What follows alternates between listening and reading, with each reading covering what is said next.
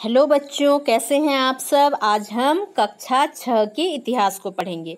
इतिहास की पाठ्यपुस्तक का नाम है हमारा गौरव। हमारा गौरव में अध्याय 4 में है आरंभिक नगर। तो आरंभ में जो नगर थे उसके बारे में आज हम पढ़ेंगे पाठ में। तो उससे पहले एक छोटी सी कहानी है। तो सोएब नाम का एक लड़का है, पलामू भ्रमण को लेकर काफी उत्साहित था। वह परिवार के साथ बेतला नेशनल पार्क से 5 किलोमीटर दूर औरंगा नदी के तट पर अवस्थित पलामू किला घूमने पहुंचा। वहां उसने पुराने और नए किले को देखा। उसने बाल मन में कई प्रश्न कौंध रहे थे। इस पुराने खंडहर को क्यों संरक्षित किया जा रहा है? इसकी जगह कोई नई इमारत क्यों नहीं खड़ी कर दी गई है? इन खंडहरों के प्रति लोगों के में आकर्षण और अपनापन क्यों है? तो जो छोटा सा बच्चा सोएब है, उसके मन में ख्याल आता है कि जब वो पुराना और नया किला देखता है तो वो सोचता है कि इतना पुराना किला है, ये तो किसी के उपयोग के लायक भी नहीं है। फिर ऐसे किले को क्यों रखा गया है? क्यों नहीं इसको तोड़कर इसके जगह नया घर बनाया दिया जाए जिससे कि लोग रह सके? तो ऐसा बच्चे के मन में आ ही सकता है कि ये पुराने चीजों को इतना संरक्षित करके क्यों रखा जा रहा है। तो ये रहा सोएब की कहानी। तो इसको हम विस्तार से इस पाठ में जानेंगे कि क्यों ऐसा किया जाता है कि पुराने जो खंडहर, इमारत हैं, किले हैं, उसको क्यों संरक्षित रखा जाता है। प्राचीन सभ्यताओं के अवशेष खंडहरों में भी होते हैं। तो जो खंडहर होते हैं उसमें प्राचीन काल के मानव सभ्यता के बारे में जानने का स्रोत प्राप्त होता है। तो ऐसे अवशेष आपको बहुत सारे जगहों में देखने को मिल सकते हैं। ये अतीत की कहानी को बताने का एक माध्यम होता है। और ये जो पुराने खंडहर होते हैं ये बताते हैं कि अतीत में कैसे लोग रहते थे, उनकी सभ्यता, संस्कृति, रहने का, रहन सहन का ढंग किस तरह का था। तो इन पुराने खंडहरों को देखकर हम जान सकते हैं। इसलिए आज ये हमारी धरोहर है। और ये जो पुराने खंडहर हैं ये क्या है? हमारी धरोहर है, क्योंकि इससे हमें प्राचीन काल से जोड़ने का काम करता है ये खंडहर। आज से हजारों वर्ष पूर्व की सभ्यताओं के अवशेष हड़प्पा एवं मोहनजोदड़ो इत्यादि स्थलों पर खुदाई से खंडहरों के रूप में प्राप्त हुए हैं। तो ऐसे ही कुछ खंडहर जो प्राचीन काल के अवशेष हैं, वैसे खंडहर कुछ प्राप्त हुए हैं। उनमें से कुछ सभ्यता है जैसे हड़प्पा, मोहनजोदड़ो है। और ये जो सभ्यता है वो हजारों वर्ष पहले की सभ्यता है। तो आज इसमें हम चैप्टर में पढ़ेंगे कि हड़प्पा सभ्यता क्या थी, मोहनजोदड़ो की जो सभ्यता थी वो कैसी थी।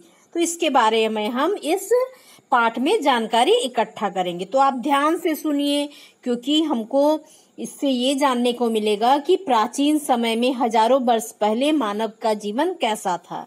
तो ये काफी इंटरेस्टिंग होगा, इसलिए आप इसे ध्यान से सुनिए। हड़प्पा सभ्यता की कहानी। हड़प्पा सभ्यता प्राचीन सभ्यताओं में से एक था। जो हड़प्पा सभ्यता था वो प्राचीन जितने भी सभ्यताओं हैं उनमें से एक सभ्यता है जिसको पुरातत्व विभाग द्वारा खोज कर निकाला गया है।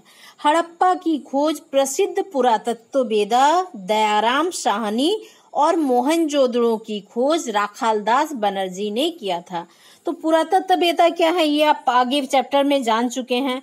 तो पुरातत्ववेदा क्या करते हैं? यदि कहीं पे कुछ ऐसा अवशेष प्राप्त होता है जिससे संदेह किया जा सकता है कि यहाँ पर प्राचीन काल के कुछ अवशेष प्राप्त हो सकते हैं, तो वैसे जगहों पर खुदाई करके वहां से अवशेष को प्राप्त किया जाता है। फिर उस अवशेष का अध्ययन करके उस समय के बारे में जानकारी इकट्ठा किया जाता है। तो ये जो जानकारी जो इकट्ठा करते हैं उनको पुरातत्ववेता कहते हैं।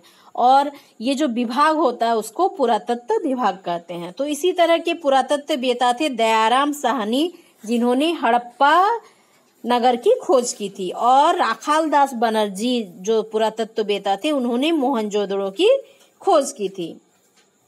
हड़प्पा पंजाब के मोंटगोमरी जिले और मोहनजोदड़ो सिंध के लरकाना जिले में स्थित है। तो हड़प्पा कहाँ है? पंजाब के मोंटगोमरी में स्थित है, और जो मोहनजोदड़ो है वो सिंध के लरकाना जिले में स्थित है। ठीक है। दोनों स्थल वर्तमान पाकिस्तान में हैं और ये जो दोनों स्थल हैं वो अभी के पाकिस्तान में हैं, जो पहले क्या थे, भारत के अंग थे।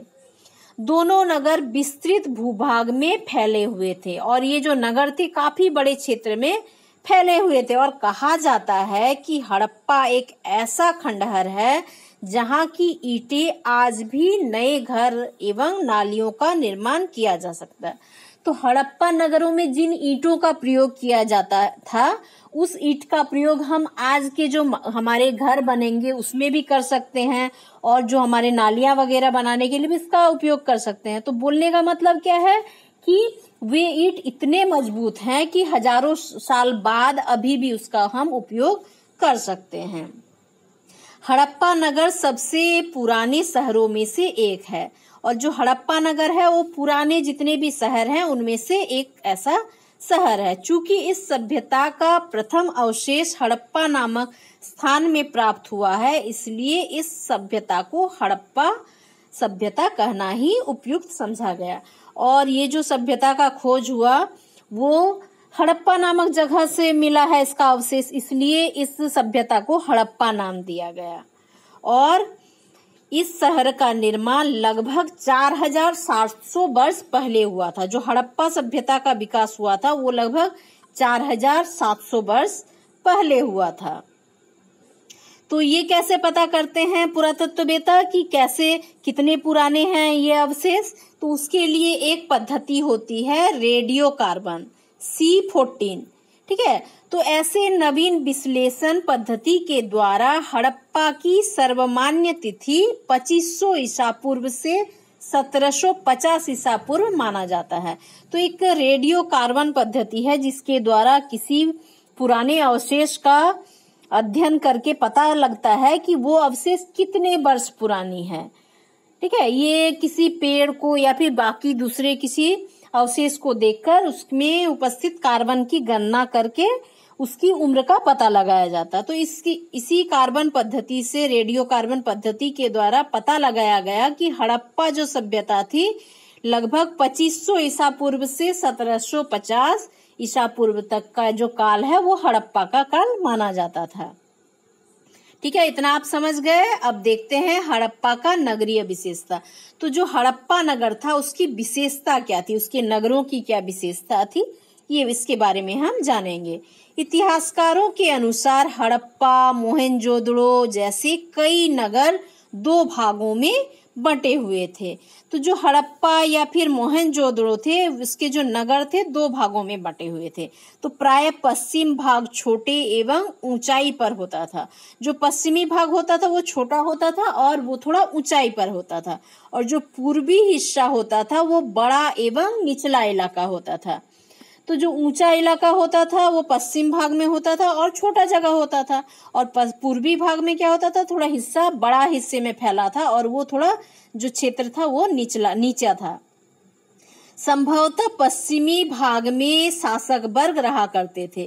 तो अंदाजा लगाया गया कि जो पश्चिमी भाग था वो ऊंचा था और इसमें शायद जो ऊंचे वर्ग के लोग थे, शासक वर्ग के लोग थे, वे रहते होंगे, इसलिए इसे नगर दुर्ग कहा गया। और जो ऊंचा पश्चिमी भाग था, ऊंचा भाग था, उसको नगर दुर्ग कहा गया क्योंकि उसमें शासक वर्ग रहते थे, ऐसा अनुमान किया गया। पूर्वी हिस्से में सामान्यतः लोगों के रहने के कारण जिसे निचला नगर कहा गया, और पूर्वी हिस्से में सामान्य लोग रहते थे इसलिए इस नगर को निचला नगर कहा गया। तो इस तरह से दो भागों में नगर बंटे हुए थे। दोनों भागों की चार दीवारी पक्की ईंटों से बनाई जाती थी और दोनों ही नगरों में जो ईंटों का प्रयोग किया जाता था वो पक्के ईंटों का प्रयोग किया जाता था। इसके जो बाउंड्री होते थे, चार दीवारी होते थे, वे पक्के ईंटों से बने होते थे। ये ईंटें अच्छी एवं लंबाई, चौड़ाई और मोटाई में आज की ईंटों से बड़ी होती थी। तो आज हमारे जो ईंट का साइज होता है उससे उस समय के ईंट क्या होते थे, लंबाई, चौड़ाई और ऊंचाई में बड़े होते थे।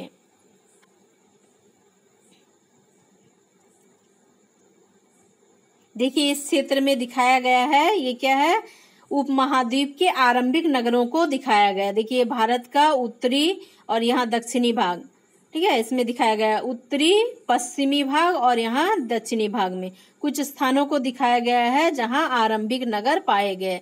जैसे यहाँ पे दिख रहा है ना, कावेरी नदी के तट में चंबल। तो जितने भी नगर बसे हैं वो क्या बसे हैं? नदियों के किनारे, क्योंकि वैसे जगहों में जीवन के लिए अनुकूल स्थिति पाई जाती है। जैसे हड़प्पा, देखिए इस क्षेत्र में हड़प्पा नगर पाया गया।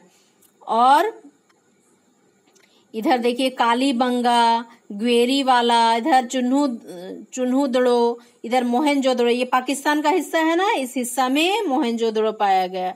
इधर पंजाब में हड़प्पा, पंजाब के आसपास। यहाँ नीचे लोथर, सुरकोतदा, तो ये सारे नाम आप आगे देखेंगे। तो ये समझ गए कि मोहनजोदड़ो इस क्षेत्र में पाया गया भारत का। देखिए इस क्षेत्र में जो पाकिस्तान का क्षेत्र है, इधर पंजाब के आसपास यहाँ हड़प्पा का क्षेत्र है।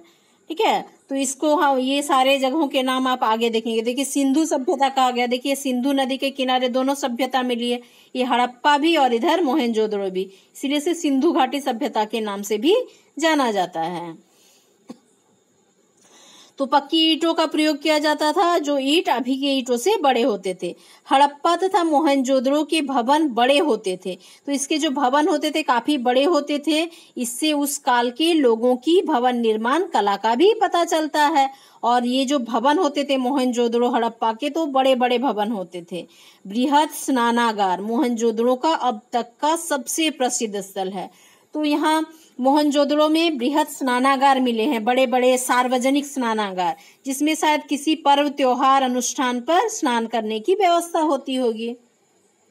इसको बनाने, जो बृहद स्नानागार थे उसको बनाने में पक्की ईंटों और सूखे चूने का प्रयोग होता था। तो उसमें जो प्रयोग किया गया स्नानागार बनाने के लिए, उसमें पक्की ईंट और चूने का प्रयोग किया जाता, सूखे हुए चूने का। यह संभवतः धर्मानुष्ठान संबंधी स्नान के लिए बना था। किसी धार्मिक अनुष्ठान के समय शायद वहां लोग सार्वजनिक तौर पर आते थे, बहुत सारे लोग जमा होते थे और वहां स्नान करते थे, जिसका उपयोग सभी लोग करते थे। इस स्नानागार के चारों ओर बरामदे एवं इनके पीछे अनेक छोटे छोटे कमरे निर्मित किए गए थे। और जो स्नानागार था उसके चारों ओर क्या थे? बरामदे थे, और उनके पीछे क्या बने थे? छोटे छोटे कमरे बने थे। शायद वहां कपड़े बदलने के लिए, क्योंकि वो स्नानागार था, वहां शायद कपड़े बदलने के लिए रहने की व्यवस्था होती होगी। हड़प्पा जैसे कई नगरों में अनाज रखने के लिए, ये तो हो गया मोहनजोदड़ो का बृहद स्नानागार, जो सार्वजनिक स्नानागार था। उसमें कुंड बना होता था, सीढ़ियां बनी हुई थी, उसमें पानी के लिए व्यवस्था था, पानी निकासी का व्यवस्था था, और वहां कमरे भी छोटे छोटे बने हुए थे। अब है हड़प्पा में कई नगर ऐसे मिले हैं जहां पर अन्न रखने के लिए, अनाज रखने के लिए अन्नागार, मतलब राजकीय भंडार, राजा से अभी राजस्व वसूल करके पैसों मुद्राओं को पहले राजा हमारे क्या करते थे? इकट्ठा करते थे, खजाना होता था, राजकोष होता था। उसी तरह से अनाज को इकट्ठा करने के लिए राजकीय भंडार होते होंगे, बने हुए थे। तो बहुत सारे वैसे अन्नागार भी हड़प्पा में प्राप्त हुए हैं अनाज रखने के लिए। इसमें संभवतः जनता से कर के रूप में वसूल किया गया अनाज रखा जाता था। अन्नागार कोठी हड़प्पा सभ्यता के महत्वपूर्ण भवन है। तो हड़प्पा सभ्यता में शायद जो कर वसूला जाता था, लगान वसूला जाता था लोगों को अनाज के रूप में, उसको उस अन्नागार में इकट्ठा किया जाता होगा। और ये अन्नागार बड़े बड़े कोठियां होती थी, और हड़प्पा सभ्यता का प्राप्त ये एक महत्वपूर्ण भवन है। इसमें रख रखाव की व्यवस्था राज्य के पदाधिकारियों द्वारा किया जाता था। और इसका रख रखाव कौन करते थे? जो राज्य के पदाधिकारी होते थे। अब देखिए ऊपर एक नाम आया था ना, कालीबंग, जो दक्षिणी भाग में दिखाया था, पूर्वी और दक्षिणी भाग में बीच में था कालीबंग, जो राजस्थान में स्थित है। में एक कुएं के समीप 7 आयताकार बेदियां एक पंक्ति में मिली हैं। तो कालीबंग जो स्थान है, यहाँ चित्र में दिख रहा है ना कालीबंग, ठीक है, ये जो, तो यहाँ पर क्या दिखाया गया है कि बेदियां बनी हुई हैं, मतलब शायद हवन वगैरह करने के लिए राजस्थान में स्थित है। कि एक कुएं के समीप 7 आयताकार बेदी बनी हुई, 7 आयताकार बेदियां बनी हुई है, और जो क्या है? कतार में बनी हुई है। पंक्ति से बनी हुई है और इससे पता चलता है कि लोग धार्मिक जीवन में विश्वास रखते थे। और ये वेदियां किस लिए उपयोग किए जाते होंगे? यज्ञ वगैरह के लिए शायद उपयोग किए जाते होंगे। तो इससे पता चलता है कि उस समय के लोग भी काफी धार्मिक थे। लोथल में 3 बर्तन के टुकड़े पर सर्प की आकृति मिली है और लोथल जगह में जहां पर बर्तन के जो अवशेष मिले हैं 3 बर्तन में दिखाया गया है कि सांप का आकृति बना हुआ है। तो इससे क्या पता चलता है कि लोग नागराज की पूजा करते थे। उस समय के लोग नागराज की पूजा करते थे, इससे पता चलता है, क्योंकि वहाँ के जो बर्तन थे उसमें उनका चित्र बना हुआ था। तो हड़प्पा सभ्यता की खास विशेषता यह भी थी कि वहाँ की इमारतें 2 या 3 मंजिलें होती थी। तो सोचिए, अभी जैसे 2-3 मंजिला इमारत होता था, तो हजारों वर्ष पहले हड़प्पा में भी 2 मंजिला 3 मंजिला मतलब 2 तल्ला 3 तल्ला मकान होते थे। तो ये उसकी विशेषता देखिए। सोचिए, हजारों साल पहले भी हमारे देश में ऐसी सभ्यता रही है जिसमें बड़े बड़े मकान, पक्के ईंट, मतलब उस समय की सभ्यता भी कितनी उन्नत थी जैसे वर्तमान समय में है। तो घरों में आंगन होते थे और जो घर होते थे हड़प्पा सभ्यता में, उसमें घर में क्या होते थे? आंगन बने होते थे। आंगन के चारों ओर घर बने होते थे। तो बीच में आंगन हुआ और उसके चारों ओर क्या है? कमरे बने हुए हैं, घर चारों ओर बना हुआ। और घर कैसे होते थे? 2 तल्ला 3 तल्ला घर होते थे। और जितने भी आंगन के चारों ओर घर बने होते थे, जिसका दरवाजा आंगन में खुलता था, और आंगन के चारों ओर घर होते थे और सभी घरों का दरवाजा आंगन में खुलता था। आंगन से हर घरों में पानी के निकासी के लिए नालियां बनी होती थी और घर से पानी को निकाला, बाकी खाना बनाने के लिए, नहाने के लिए जो पानी उपयोग किया जाता था उसके निकासी के लिए नालियां बनी होती थी, जो सड़क किनारे बनी सार्वजनिक नालियों में खुलते थे। और जो घरों से नालियां निकलती थी, घर के बाहर सड़क पर भी बड़ी बड़ी नालियां होती थी, जो सार्वजनिक नाली होती थी, जिसमें सभी घर का नलियों का रास्ता खुलता था और जो पानी घरों से निकलता वो सार्वजनिक नालियों में जाता था। जैसे अभी का व्यवस्था है, सभी के घर से नालियां निकलती है और रोड के किनारे जो बड़ी नाली होती थे उसमें खुलते हैं। तो उस समय भी इतनी उन्नत थी सभ्यता। तो इस तरह शहर का पानी मोहल्ले से बाहर निकल जाता था और जो शहर में बड़े छोटे छोटे नालियों से घरों का पानी निकलता था, बड़े नाली में जाता था, फिर बड़े नाली से शहर के बाहर पानी चला जाता था। शहरों में किसी तरह की गंदगी दिखाई नहीं पड़ती थी। तो कितनी अच्छी व्यवस्था थी, चारों तरफ साफ सफाई रहता था क्योंकि नालियों से पानी, गंदा पानी बाहर चला जाता था। हर मोहल्ले में पक्की सड़क बनी होती थी और जितने भी मोहल्ले थे सब में क्या होती थी? पक्की सड़क होती थी। सड़कों की बनावट ऐसी थी कि जहां चौराहा होता था वहां सड़कें 90 डिग्री के कोण की दिखाई देती थी। और सड़क कैसे होते थे? प्रत्येक जितनी भी गलियां होती थी, मोहल्ले होते थे, सब में सड़क होते थे और जहां पर चौराहा होता था, जहां चौराहा होता था वहां सड़कें इस तरह से 90 डिग्री में काटती थी। जैसे यहाँ किनारे किनारे घर है, इधर भी किनारे किनारे घर है, सभी सड़क के किनारे घर है, दोनों तरफ घर है सड़क के। और ये जो मुख्य सड़क है वो क्या है? समकोण में काटता था इस तरह से, ठीक है। मतलब यहाँ 90 डिग्री कोण बनेगा तो एक दूसरे को सीधा सीधा काटते थे। तो उस समय का सभ्यता भी कितना उन्नत था, अभी से भी शायद उन्नत ज्यादा था। अभी तो गंदगियां देखने मिलती थी, लेकिन उस समय के लोग साफ सफाई रखने पर विश्वास करते थे। तो ये सारी बातें कैसे पता चलती है? जो पुरातत्ववेता होते हैं वे अपने अध्ययन से, वहां जो अवशेष हैं उसके अध्ययन से ये सारी जानकारियां देते हैं, ठीक है। देखिए, सोचिए कितनी अच्छी सभ्यता थी। वर्तमान में तो ईंटों की जुड़ाई के लिए सीमेंट, बालू, कंक्रीट का उपयोग होता था, लेकिन हड़प्पा काल में ईंटों की जुड़ाई कैसे होगी? तो ये सोचिए, सोचने का विषय है ना। तो उस समय चूने का प्रयोग किया जाता था। नगरीय जीवन। हड़प्पा एक विकसित नगर था। अधिकतर लोग शहरों में ही रहना पसंद करते थे। तो उस समय क्या जो सभ्यता था काफी विकसित था, ज्यादातर लोग शहरों में रहते थे। शासकों के महल बड़े सुंदर बने होते थे और जो शासक वर्ग होते थे उनके जो घर होते थे बहुत बड़े बड़े सुंदर होते थे। महलों के निर्माण के लिए धातु, कीमती पत्थर तथा अन्य उपयोगी चीजें दूसरी जगहों से मंगाए जाते थे। तो उस समय व्यापार की भी व्यवस्था थी, तो महंगे जो कीमती पत्थर होते थे, धातु होते थे, दूसरे जगह से व्यापार के द्वारा मंगाए जाते थे और उनका उपयोग अपने घरों में शासक वर्ग करते थे, घरों को सजाने के लिए, सुंदर बनाने के लिए। शासक वर्ग के लोग मनकों मतलब हार तथा सोने चांदी के बने आभूषणों का प्रयोग शौक से करते थे। तो जो शासक वर्ग थे वे सोने चांदी और दूसरे मनकों का भी प्रयोग अपने सजावट के लिए, गहनों आभूषणों के लिए करते थे। नगरों में लिपिक, कलाकार, स्वर्णकार तथा शिल्पकार लोग भी रहते थे। जो नगर थे उनमें कलाकार, स्वर्णकार और शिल्पकार रहते थे, जो अलग अलग काम करते थे, सोना बनाने का, दूसरे गहने बनाने का, दूसरा अस्त्र शस्त्र बनाने के। लिपिक वर्ग के लोग लेखा संबंधी कार्य को निष्पादित करते थे। और लिपिक लोग क्या करते थे, लिखने का जितना काम होता था शासक वर्ग का, वे सारे काम वे करते थे। शिल्पकार लोग सिक्कों की ढलाई करते थे और कलाकार नक्काशी का काम करते थे। और व्यापारी वर्ग के लोग नगरों के अलावा दूर दूर तक व्यापार करते थे। तो सभी वर्ग के लोग मौजूद थे समाज में। देखिए ये महान स्नानागार जो मोहनजोदड़ो का प्राप्त हुआ है ना, तो उसी का दृश्य है। देखिए यहाँ बीच में क्या है, यहाँ पानी भरा रहता था, इधर सीढ़ियां बनी हुई थी और ये किनारे क्या है, बरामदे थे, चारों ओर बरामदे थे और यहाँ पर छोटे छोटे कमरे बने हुए थे चारों तरफ।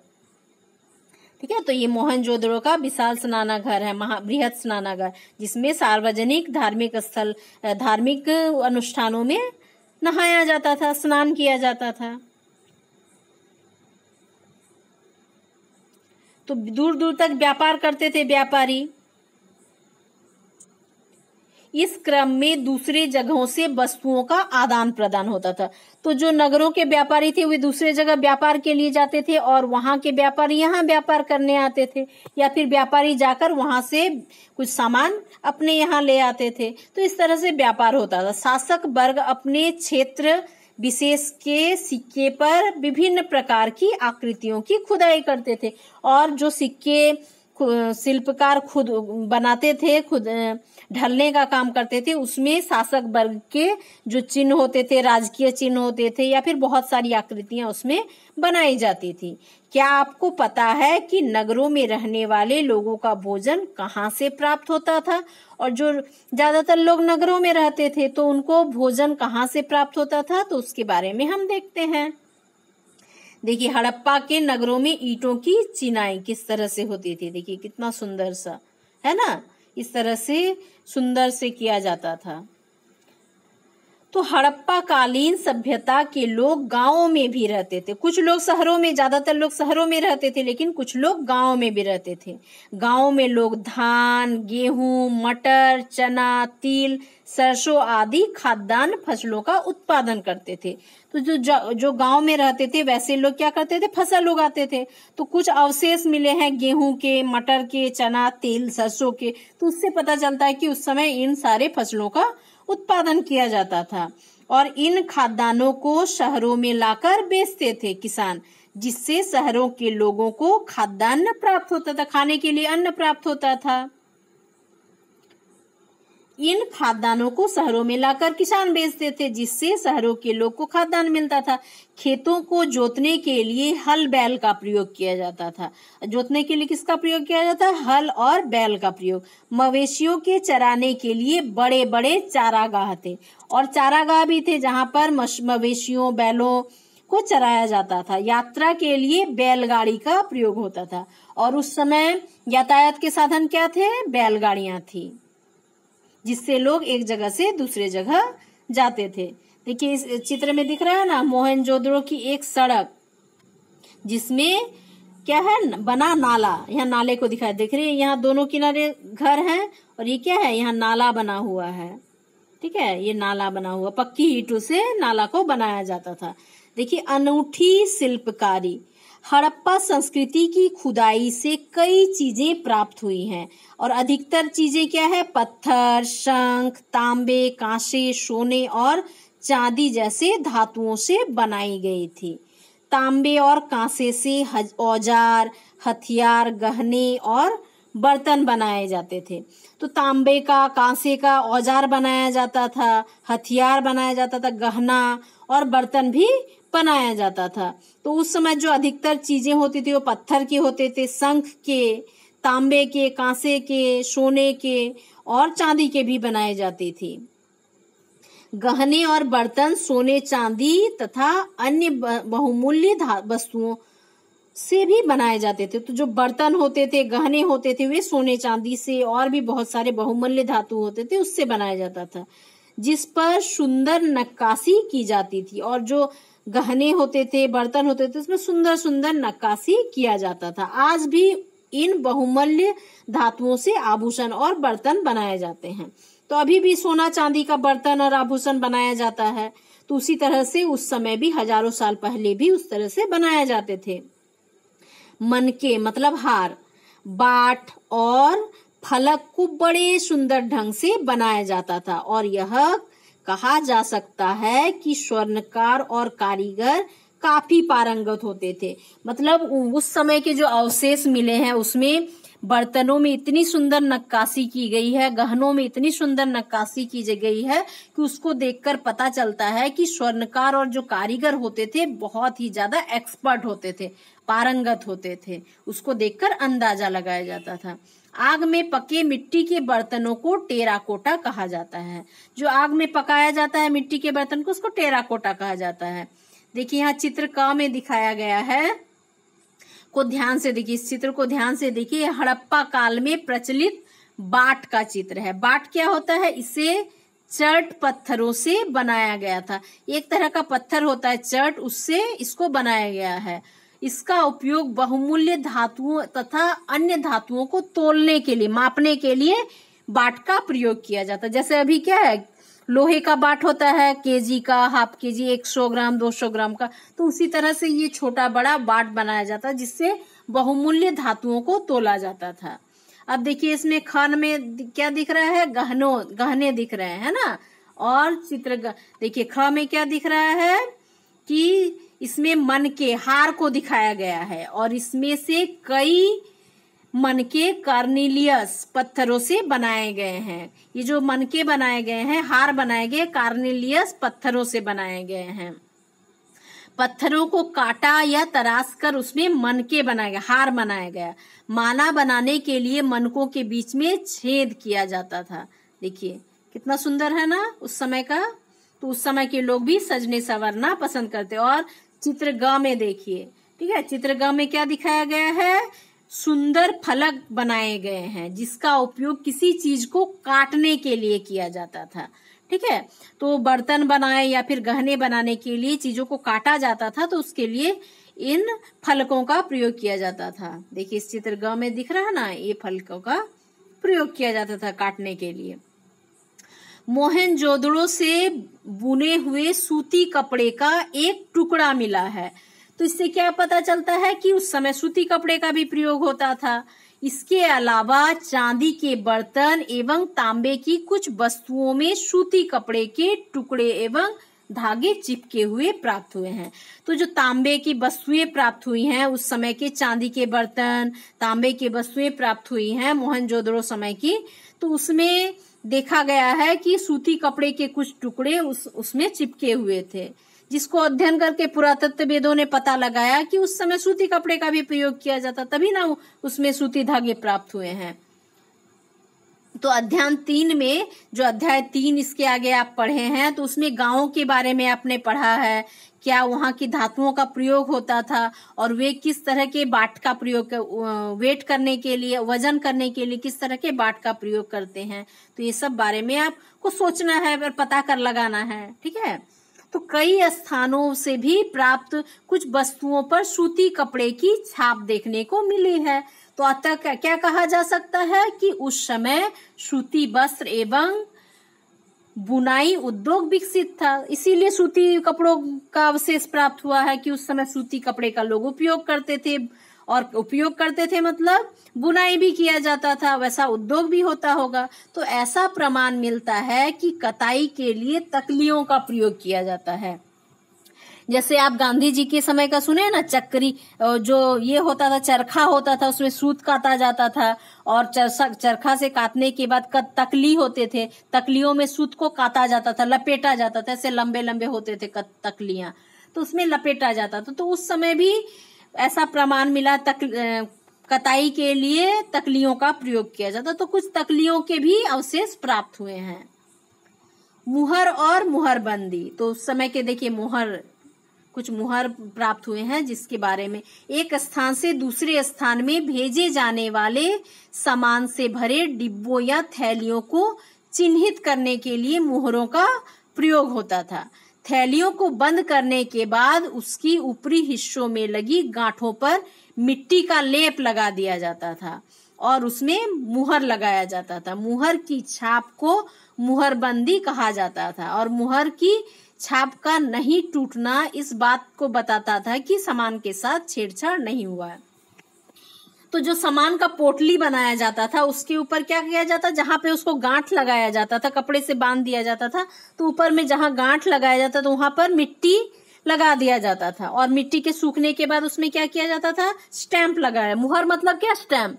जैसे क्या करते हैं आपके जो हेडमास्टर होते हैं, उसमें स्टैंप देके नीचे सिग्नेचर करते हैं, तो उसी तरह से सामान के ऊपर स्टैंप लगा दिया जाता है, ताकि उसको जहां भेजा जा रहा है वहां तक सुरक्षित पहुंच जाए, और बीच में कोई उसको खोले नहीं, छेड़छाड़ नहीं करे। और अलग अलग सामान के लिए अलग अलग मुहरों का प्रयोग किया जाता। देखिए अलग अलग तरह के मुहर है ना, तो ये सारे क्या है, स्टैंप हैं। देखिए इस चित्र में क्या दिख रहा है, लोथल का बंदरगाह। बंदरगाह क्या था, जहां पर जहाज आकर रुकती थी। तो ये देखिए वहां भी पक्की ईंटों के बने हुए थे बंदरगाह, और इसके अवशेष वहां प्राप्त हुए हैं। तो इस वीडियो में यहीं तक पढ़ेंगे, इसका कुछ भाग बाकी रह गया है जिसे हम नेक्स्ट वीडियो में कंप्लीट कर लेंगे। और अभी तक जितना पढ़े हैं उसमें यदि कोई दिक्कत हो तो आप कमेंट करके बताएंगे, मैं उसको सॉल्व करने का कोशिश करूंगी। तो आप इस चैप्टर का दोनों वीडियो देखिएगा, तभी आपको चैप्टर अच्छे से समझ में आएगा। ये इस चैप्टर का पार्ट 1 वीडियो है, और इसका पार्ट 2 वीडियो जरूर देखिएगा, ठीक है। इसका भाग 2 जरूर देखिए। तो आज के लिए इतना ही, थैंक यू।